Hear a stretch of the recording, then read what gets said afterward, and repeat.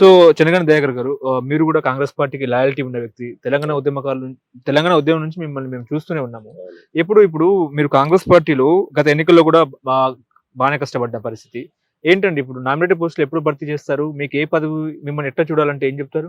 ఇప్పుడు నేననేది ఎట్లా చూడాలంటే, మనం కాంగ్రెస్ పార్టీ విధేయులం. కాంగ్రెస్ పార్టీ పిలుపు కోసం పనిచేసేవాళ్ళం. హ్మ్. కాంగ్రెస్ పార్టీలో నాకిది కావాలని డిమాండ్ చేసేది ఉండదు. ఆ!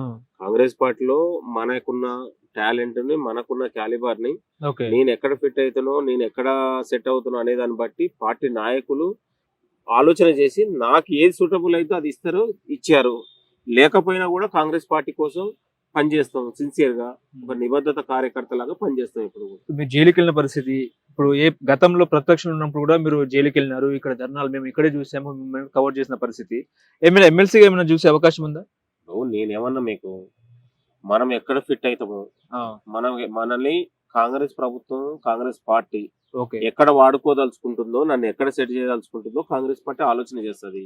నా అవసరాలు ఎక్కడున్నా, నా నా క్యాలిబర్ ఎక్కడుందో ఆలోచన చేసినా నేను చిత్తశుద్ధితో ఏ పదవి చేసినా, అది చిన్నదా, పెద్దదా ఏదో ఒకటి చేసినా అది గౌరవంగా నేను స్వీకరించి, ఇంకా మరింత మన శక్తి, మనకు వయసు చాలా ఉంది.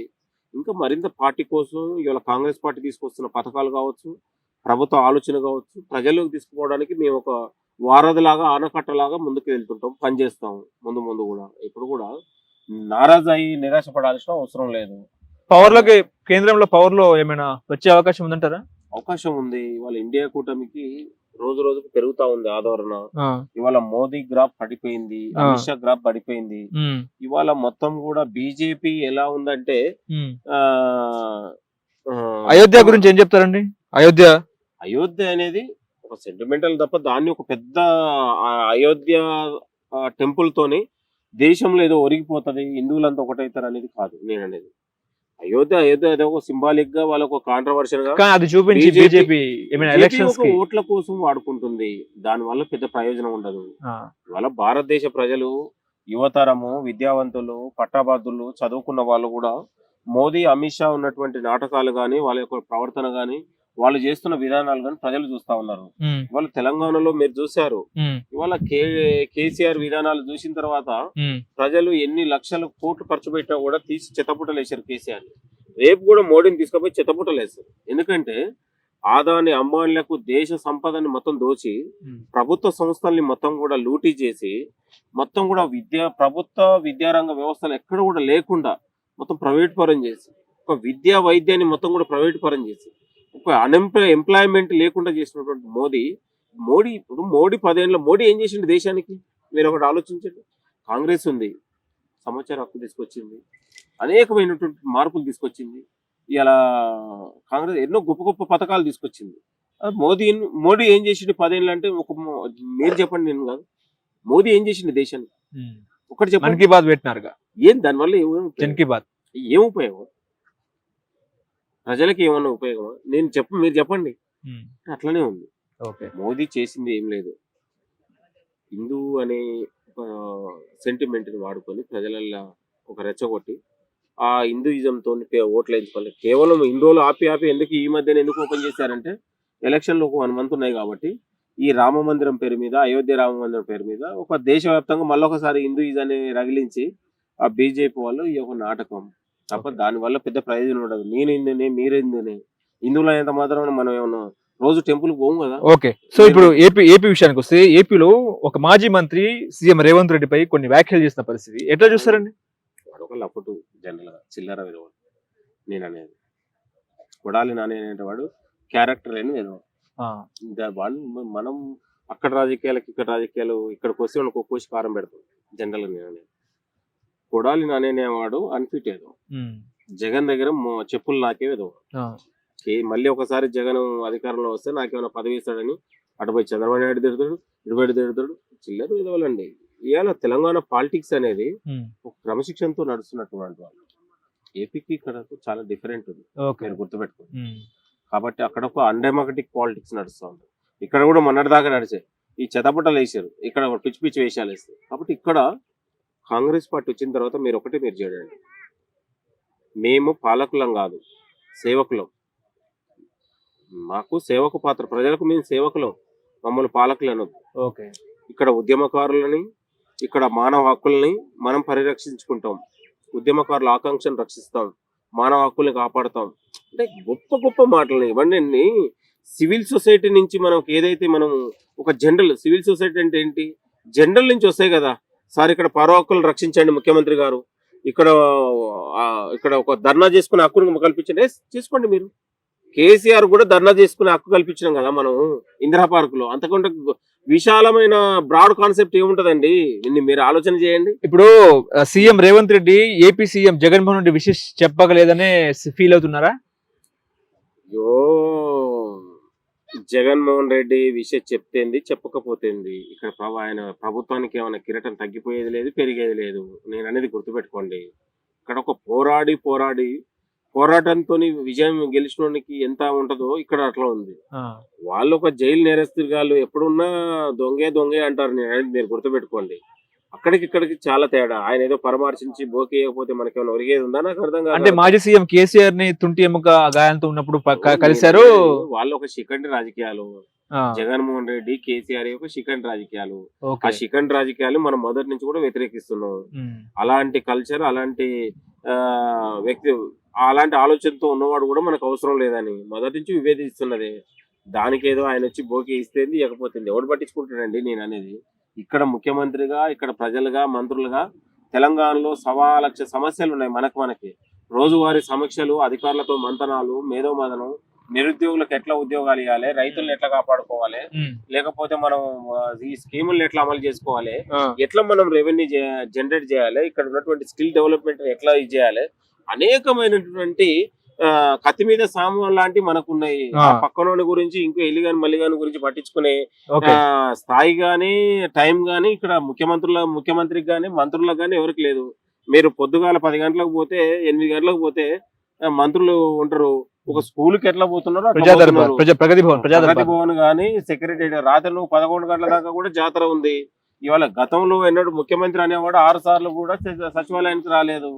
ఇవాళ ముఖ్యమంత్రులు తిండి తిప్పలు లేకుండా అర్ధరాత్రి నిద్రాహారాలు మాని ప్రజలు కలిసి ఇంటికాడ కలిసి ఆ కుటుంబ సభ్యుల్ని, భార్య పిల్లలు కూడా వదిలేసి ఒక యుద్ధం చేస్తా ఉన్నారు. ఆ యుద్ధంలో మనం స్వాగతించాల్సింది పోయి సెక్రటరీ పోతే ఒక జాతర జరుగుతుంది. తెలంగాణలో ఉన్న ప్రతి సమస్య ఉన్నోడు కలువవుతుండు. అసలు 10 ఏళ్ల కాలంలో మనం ముఖ్యమంత్రిని కాదు, ఆ ముఖ్యమంత్రి ముఖం కాదు, ఏమన్నా ముఖ్యమంత్రి ముఖం ఉంటే టీవీలో చూసిన వాళ్ళం కేసీఆర్ అనేటోళ్ళు. ఇవాళ ముఖ్యమంత్రి దగ్గర పోతురు, మంత్రుల దగ్గర పోతురు. ఏ సమస్య ఉన్నా అరే చెయ్యి పెడితే చేతికి అందేలాగా ప్రజాపాలన పెట్టినాం. మనం ప్రజలకు దగ్గరగా పాలన పెట్టాం, పారదర్శకమైన పాలన నడిపిస్తా ఉన్నాం. పోలీసు కానీ, అధికారులు కానీ ఒక నీతి నిజాయితీ మీరు పనిచేయండి. వాడు మంత్రి అయినా, ఎమ్మెల్యే అయినా, ఇంకెవరైనా కూడా తప్పు చేసిన వాడు ఎవరికైనా శిక్ష అర్హులు అనేది మనం ఇది చేస్తా ఉన్నాం. గొప్ప పాలన నడుస్తా ఉంది. మీరు ఇవన్నీ చూపించండి. రోజు సెక్రటరియట్ లో పోయి నాలాంటి పని చేసే బదులు మీరు సెక్రటరియట్ లో వచ్చే జనాలతో మాట్లాడండి ఎట్లా ఉంది అనేది. ఓ జాతర జరుగుతా ఉంది తెలంగాణలో. ఒక అద్భుతమైన ఒక విప్లవం జరుగుతా ఉంది. విప్లవ మార్పు చూపిస్తారా? మీ ప్రభుత్వం మార్పు చూపిస్తారా? 100% అండి. నేను అనేది ఇక్కడ ప్రజలు కొట్లాడ తెచ్చుకున్నారు కదా కాంగ్రెస్ ని. నేను అనేది అంత ఆషామాషి కాదు. నేను అనేది ఇంకా 20 సంవత్సరాలు ఇక్కడ కాంగ్రెస్ పార్టీ ఉంటది. మీరు ఆలోచన చేయండి. అంత ఈజీగా పోదు.